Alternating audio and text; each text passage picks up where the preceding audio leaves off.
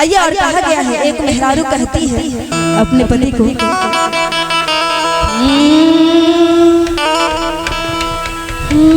Rail गरिया धराई दबलवा,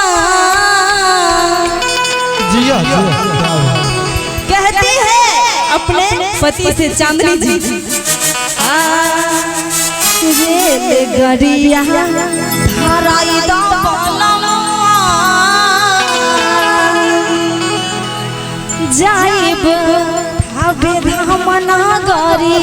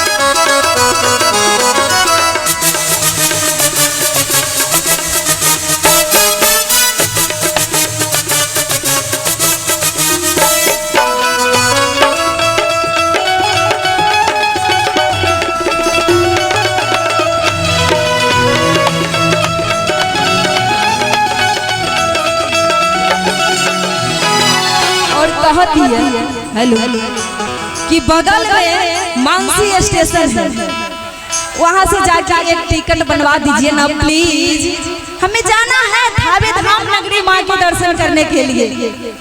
और कहती है प्यार से, सुनी लगा धाबे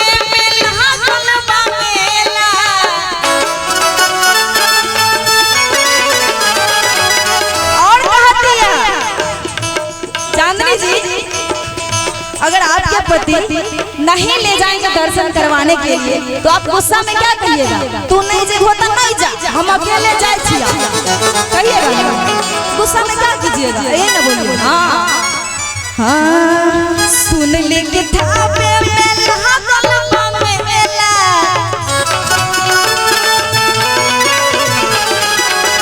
तू नहीं जाई पाता जाए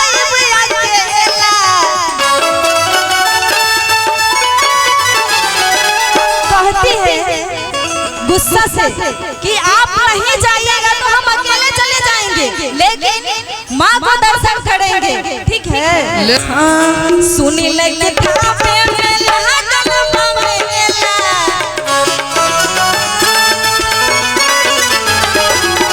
तू नहीं जाई पाता जाए अकेला।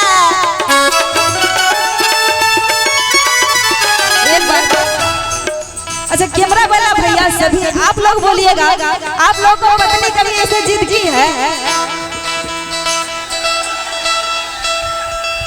और लगता है इन लोगों का झगड़ा नहीं होता है पति पत्नी में। अच्छा चलिए कोई बात नहीं, हम जाने का बात। सुन ले के धाबे में लागल मेला,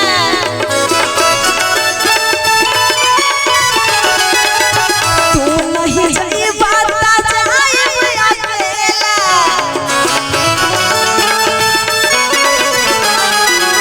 और कहती है एगो चुनरी मंगाई त बलमुआ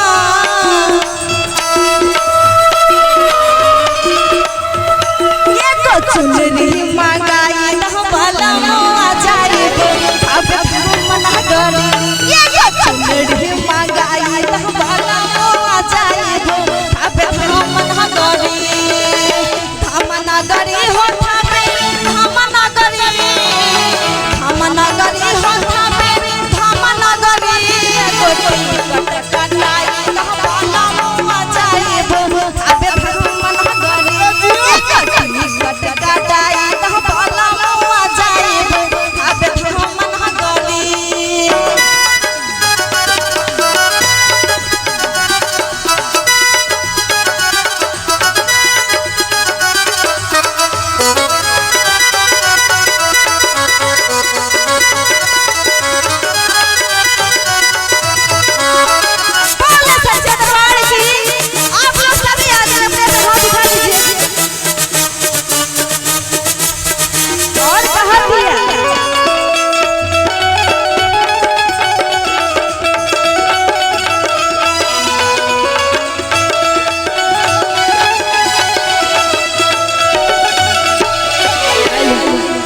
और कहती है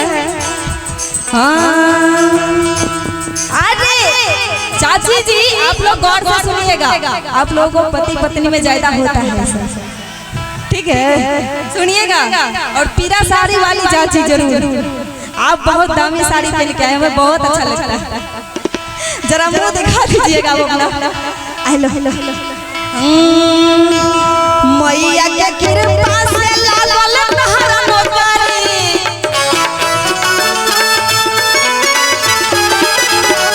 नाही त माथा पे उठावत रहत टोकरी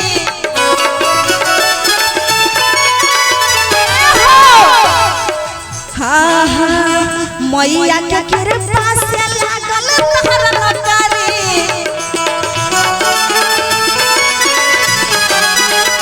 नाही त माथा पे उठावत रहत टोकरी।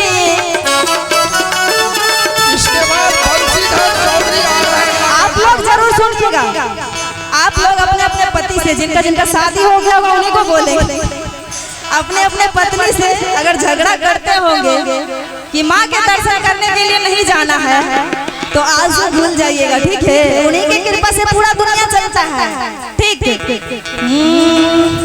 उन्हीं के कृपा से लागल नहर नौकरी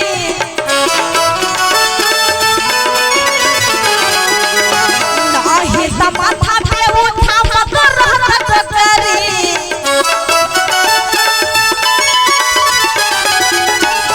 अगरबत्ती मंगाई त बलमुआ